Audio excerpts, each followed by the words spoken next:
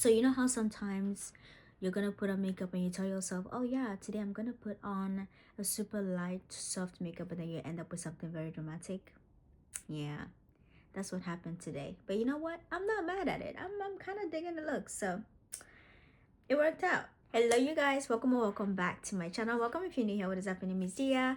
Nice to meet you. Join us for today's video. In today's video, we're going to be talking about Paris Corner's latest release, if I'm not mistaken. So this is Khair Felicity and is said to be inspired by Kayali's wedding silk santal.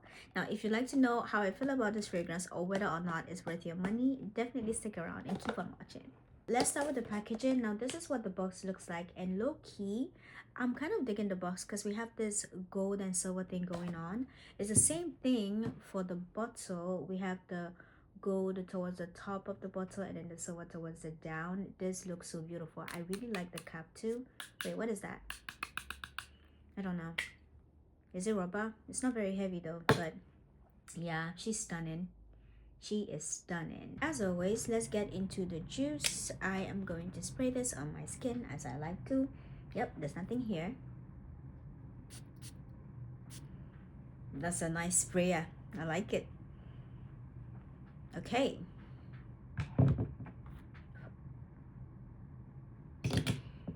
See, this was the impression I got when because this fragrance just arrived yesterday. It arrived just yesterday. When I first sprayed this, I got this impression that the fragrance is light. And just now when I sprayed it again, I'm getting that same impression. But let's just cool it off because hold on. Okay, so this opens. Oh, I'm getting a lot of floral notes. The floral notes is kind of given a little bit grassy. Is there freesia in here? There's probably freesia. There's freesia in here, right? It opens up floral, and then as it's drying down, it's sweet. Like it gets sweet.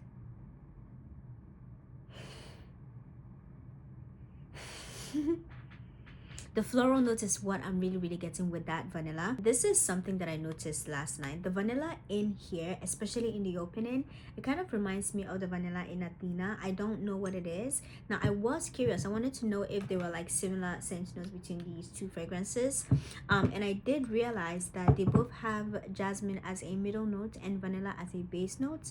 So I'm wondering if that is coming from that effect. But that vanilla really reminded me, like I was smelling it, I was like, this reminds me of something. What is that? And then I realized it was Athena. The thing about this fragrance here, when you first spray it on your skin, she gives kind of faint, like she gives kind of light, but the more she stays on your skin, the more she projects. Like she gets warmer, she gets more floral, she gets sweeter, she gets slightly denser. This was something that I experienced with Teriyaki as well, but this one is more so because she's really giving light in the opening, like in the beginning, but again, as she dries down, the more she warms up on your skin, the sweeter she gets, the more floral she gets. She gets slightly dense. So there's a champagne note in here, and personally I'm not really picking up on that champagne note.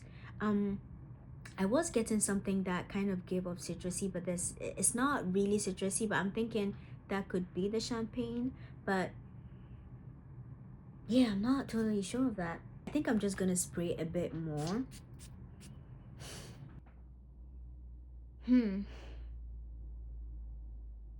Yeah, this is what I would say. She's not a strong fragrance, like she's not in any way shape or form beast mode, but she's not necessarily subtle.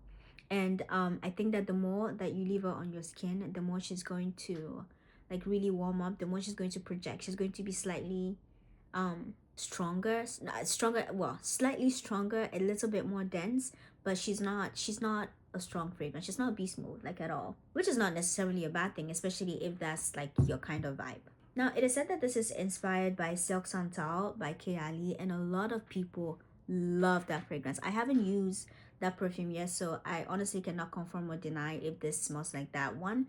But what I can tell you, however, is that this gives me a smell that reminds me of one other Kayali fragrance, which is the Deja Vu White Flower. And if you've used that one is like a sweet, warm, very powdery white flower fragrance. That was actually one of my favorite fragrances from Kayali. Like I really like that one. This one kind of reminds me of that one because it's also like warm, it's floral. I don't know that she really gives me powdery, but like slightly, like a little bit. And they kind of, they smell, it's not, they don't smell the same, but they have like certain similarities. And so I went to do a little bit of research. I went to see like the notes in Deja Vu White Flower and the notes in Wedding Silk Santal, and they do have certain similar scent notes. So if they were trying to replicate Silk Santal, I can see how in some way, shape, or form they probably ended up with something that is kind of like Deja Vu White Flower. I can see where that link is coming, like in my nose. But honestly, I don't know that this smells like Silk Santal. I'm probably gonna have to try it one time. You know what? Inshallah, when I get money, I probably will get that for myself as a gift, and then maybe we can do like a proper comparison between those two fragrances. But for now, I really cannot confirm or deny. But what I can tell you, however, is that it does have a scent profile that reminds me of Deja Vu White Flower by Kayali. And I've noticed that her fragrances have like a certain signature scent. I don't know how to describe it. This one kind of has that scent profile, like a little bit. Not even a little bit. It's there. It's there. No, but she does smell good. She smells good. She smells elegant. She smells pretty. She smells classy. Like when I got this fragrance again and I sprayed it and she was given lights, like I couldn't really pick up like the scent notes because she had just arrived, and that was a mistake. Don't do that. When you receive your Middle Eastern fragrances, like when you get your Arabic perfumes, let them sit for some time. Let them sit for some time and then go back to it, because that's what I did yesterday. And then when I came back and I used it again, I realized, oh, she's actually not faint. She is a little dense. She's not beast mode, but she's not faint. She's not light. You know, well, is she light? Not necessarily, but she's not heavy. This is something that I can see as like a sensual scent, something that would stay on your skin, but like not necessarily a skin scent, but it would create like a very nice scent bubble around you that could possibly leave a scent trail, but not necessarily, because she's not a strong fragrance. I do feel like if someone is a certain distance away from you, they will be able to smell you. And if you pass by someone, they might get a whiff of you. She's a nice fragrance. She's actually, I think she's really worth it. In terms of longevity, I do see this fragrance as possibly long lasting, because it's not picking up on camera, but where I sprayed the fragrance, I see that there is a high concentration of oil because I see the oil on my hands. So I also tried this. I put it on last night and I went to bed, and when I woke up this morning, I was getting very, very light whiffs of the fragrance on my hands. Now, it's not necessarily like the best way to test out the longevity of a fragrance, but from what I observe, I do feel like this would last on your skin on average, I want to say like 4 to 5 hours of very strong projection, and for the rest of the day it's probably going to fizzle out, but it's not going to fizzle, it's not gonna like, disappear completely. It would definitely linger on your skin, but I do feel like it will be more long lasting on clothes. Give or take maybe 7 8 hours plus of longevity on clothes. I can see that being a possibility. For this fragrance, I don't know if this is marketed as a unisex fragrance or not, but I can say that it smells very feminine. It smells very feminine. It's very soft. She's a warm floral, I hate to say it, but she's kind of given gourmand because of that vanilla, but it's not necessarily like a vanilla fragrance, but it is there. She's a warm floral scent. She smells soft, very feminine. One thing about this fragrance is that it doesn't really give me the vibe of a particular season. I do feel like this is something that you can wear throughout the year, whether it's winter, summer, spring, whatever, Hamatan, rainy season.